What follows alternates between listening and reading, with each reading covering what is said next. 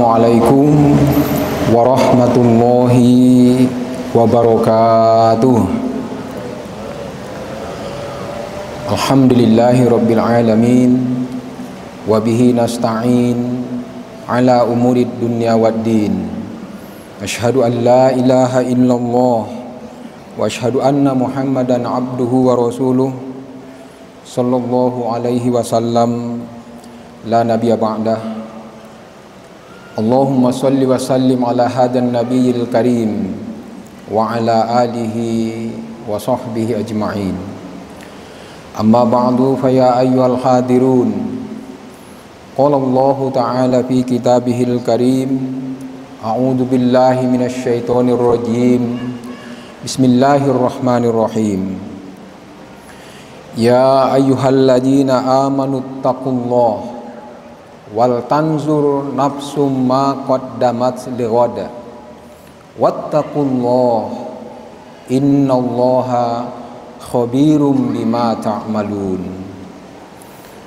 Wahai orang-orang yang beriman, bertakwalah kepada Allah, dan hendaklah setiap orang menelisik, meninjau, mengoreksi diri apa yang telah dilakukan sebelumnya untuk menyongsong kehidupan di masa depan, dan bertakwalah kepada Allah. Sesungguhnya Allah Maha mengetahui dan pengetahuannya sangat rinci terhadap apa yang kamu lakukan. Surat Al-Hasyr ayat 18. Bapak dan ibu-ibu, saudara-saudara kaum muslimin, jemaah salat zuhur Masjid Ahmad Khatib Al-Minangkabawi yang dimuliakan Allah, marilah kita terus bersyukur kehadirat Allah Subhanahu wa taala atas segala nikmat yang terus tercurah kepada kita, baik yang kita rasakan maupun yang tidak kita rasakan. Yang pasti Allah selalu mencurahkan rahmat kepada hambanya dengan cara-caranya sendiri. Kaum muslimin yang dimuliakan Allah, dalam kesempatan yang singkat ini pengajian diberi judul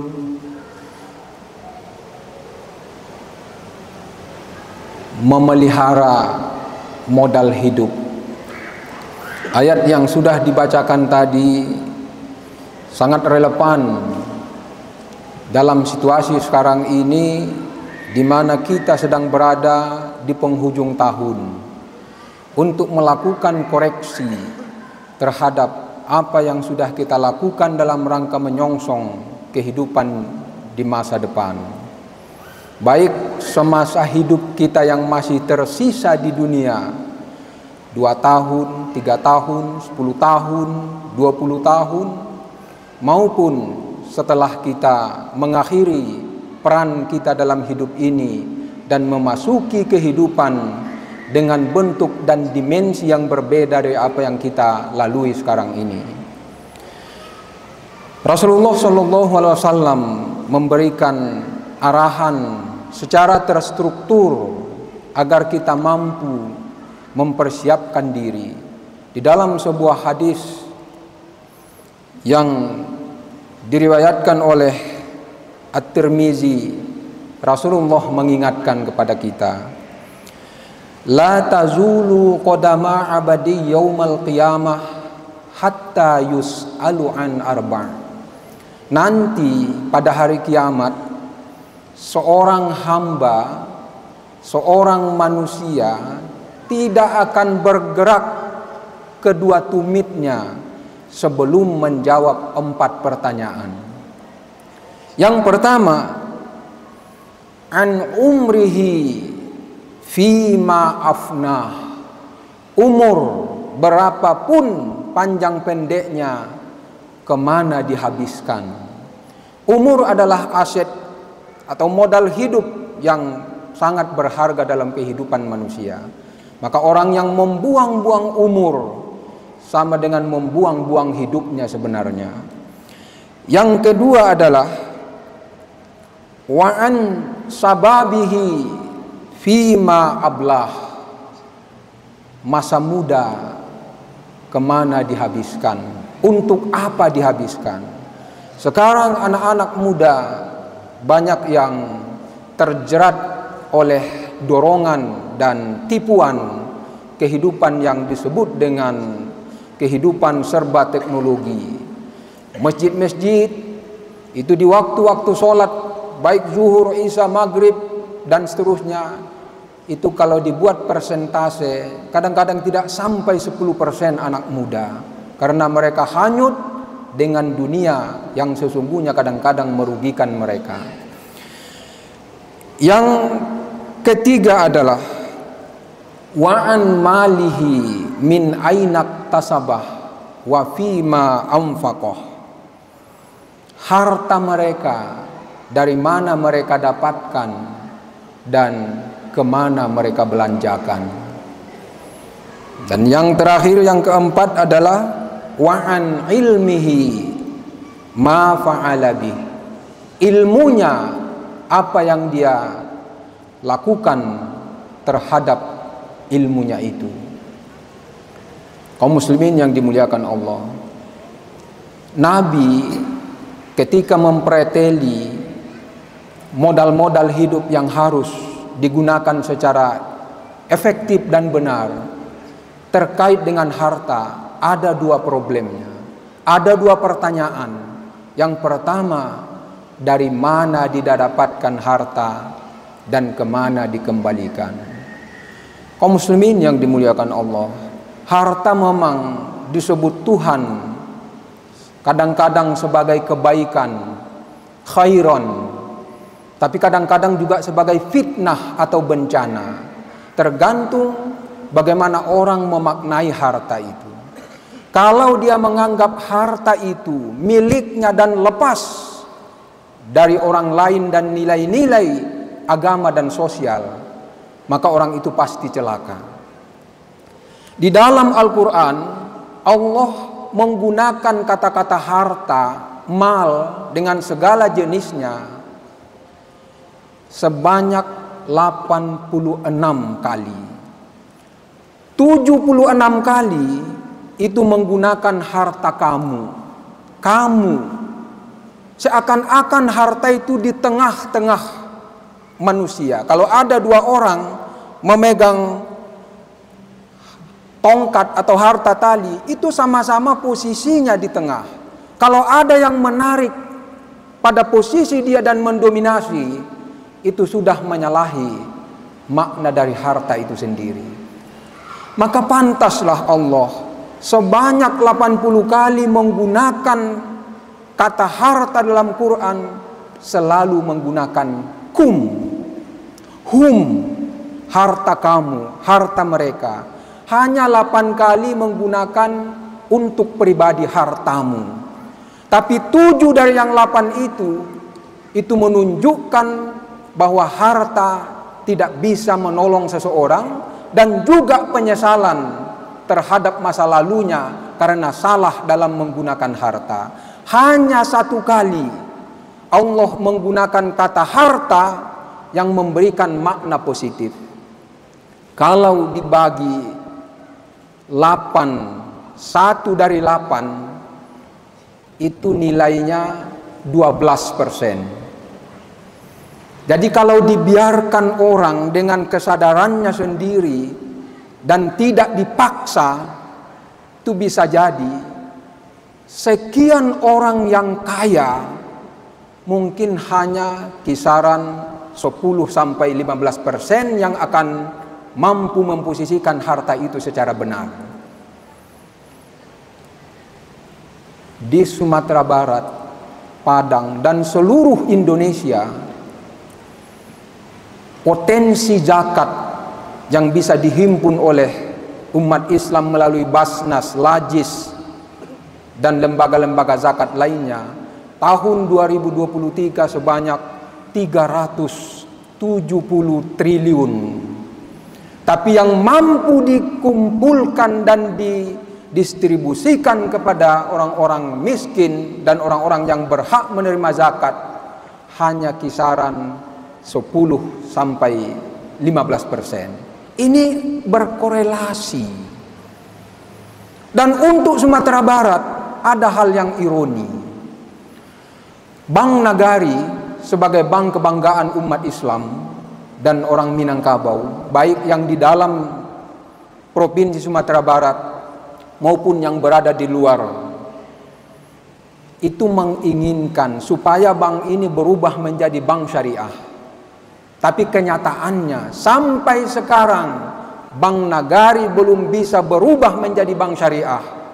Walaupun ulama sudah memfatwakan hukum bunga dan yang dipraktekkan oleh bank konvensional hukumnya haram. Tapi kenapa Bank Nagari tidak bisa berubah? Ternyata orang-orang yang punya kekayaan itu tidak meletakkan uangnya di Bank Nagari. Tapi di mana? Mungkin saja di bank-bank kompen.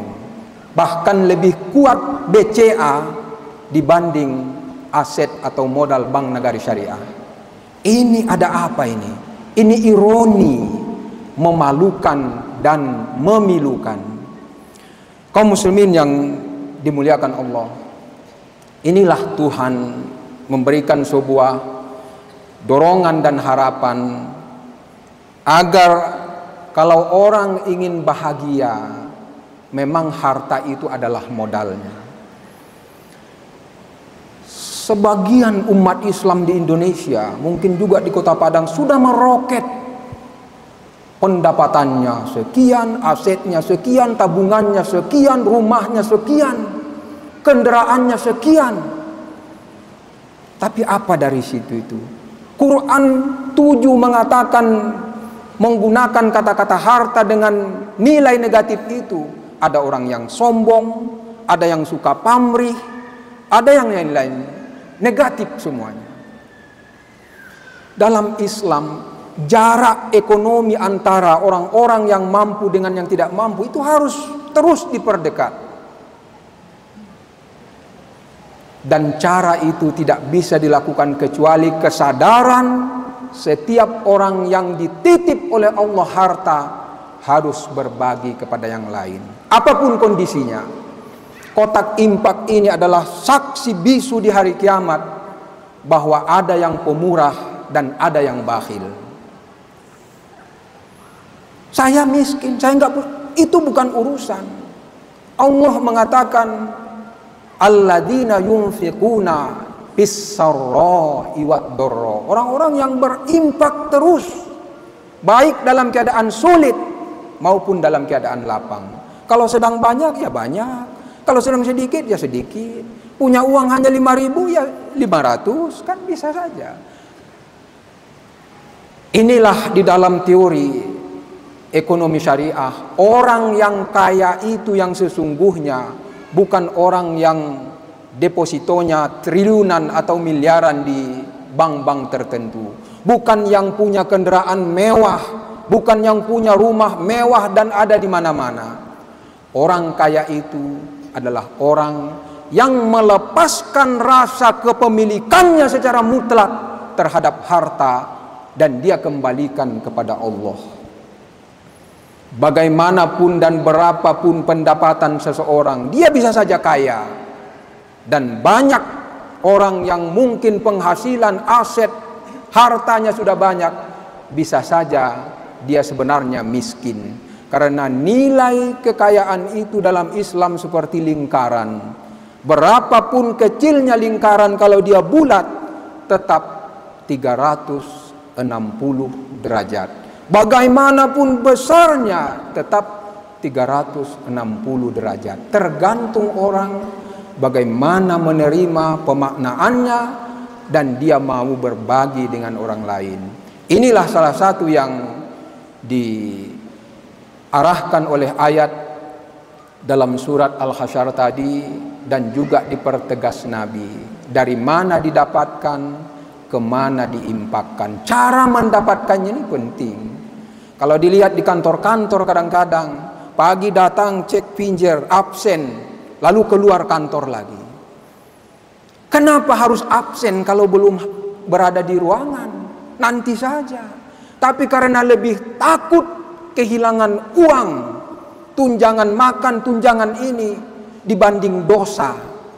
Itulah kenyataan di mana-mana. Orang lebih suka menipu daripada mempertahankan keyakinannya untuk tidak mendapatkan sesuatu dengan cara yang tidak benar. Semoga Allah terus memberikan petunjuk kepada kita. Seberapapun banyaknya orang yang bakhil, tapi banyak juga orang-orang yang pemurah dan mampu memposisikan harta itu secara benar.